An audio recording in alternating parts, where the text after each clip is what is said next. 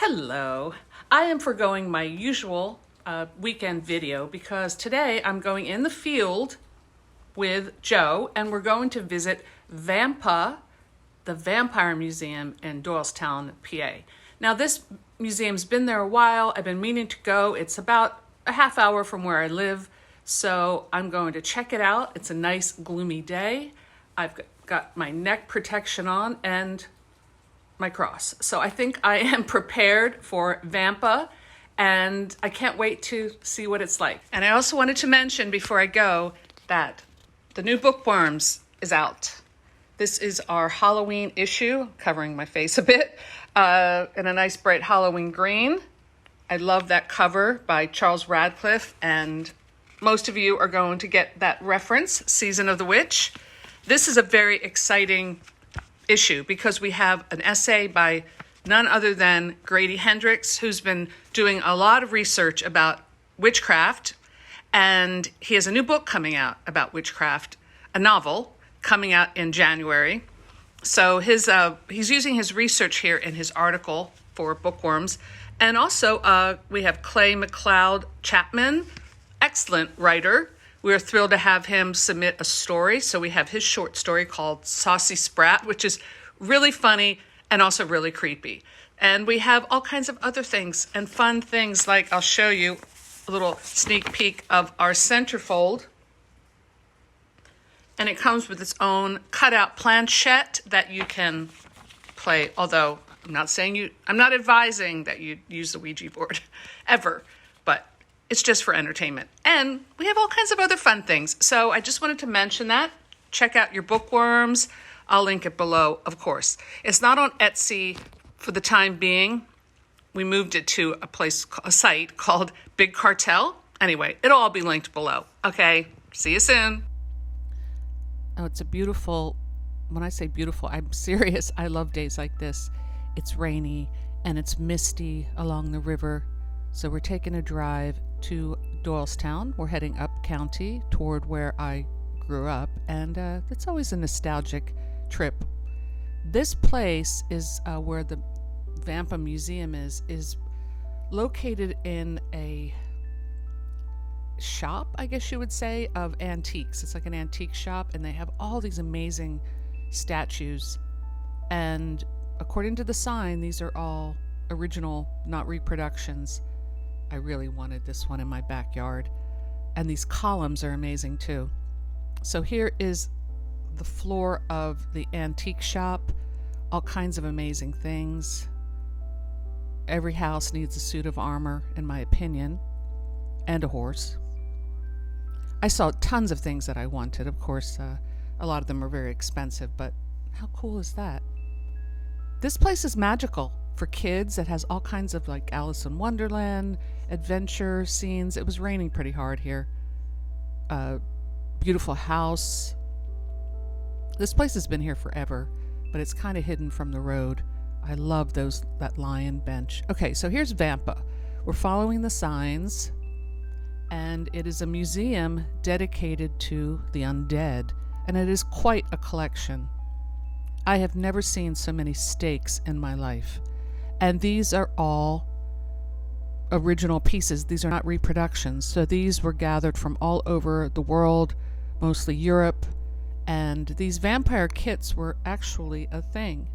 Now, whether they were an item of amusement at that time, back in the day, who knows? But here's a vampire kit. You've got your holy water vials and your stake, your Bible, I'm assuming, and your crucifix. So you're prepared to take a trip with your vampire kit. And most of these were from Europe. I think it is the largest collection of vampire stakes in the world. It's a pretty wild collection. I wish this hadn't been covered by the sign, but it's an exorcism chair, and it doesn't look very comfortable with all the pincers and the clamps. Here's another exorcism chair. The crucifix is even saying, "Look, I'm out of here." The wooden shoes kind of freaked me out. Tiny wooden shoes.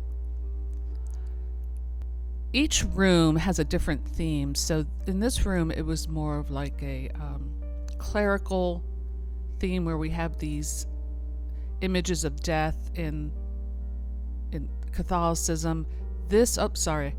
Pazuzu. This is a winged creature, Pazuzu from The Exorcist. This is a 16th century marble statue, and there's all kinds of warnings about it. I did feel, I have to say, some vibrations in this place, some uncomfortable vibrations at some point. But the way it's curated and the philosophy behind the signage and what is expressed is very unique. I definitely want to go back and spend more time really looking at each exhibit.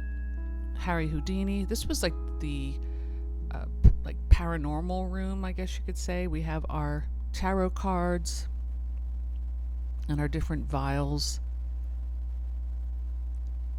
This was more like the African art. Those totems, I don't know if that's what they're called, with the nails stuck in it. I've seen those before and they kind of freaked me out. This was interesting, and it said that some of these have demonic activity. I don't think these signs are just for show. I do believe that there is some serious activity in some of these items. You could feel it. This is a hearse. I mean, how incredible is that? It is something right out of Dracula. It's so great.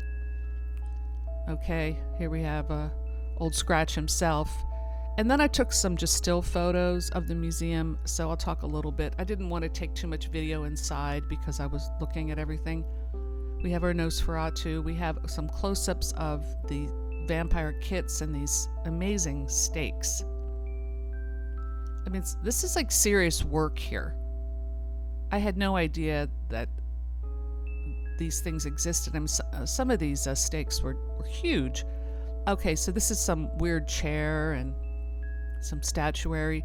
Each, as I mentioned, each room has a theme, and as you walk through, there's the chair again, you kind of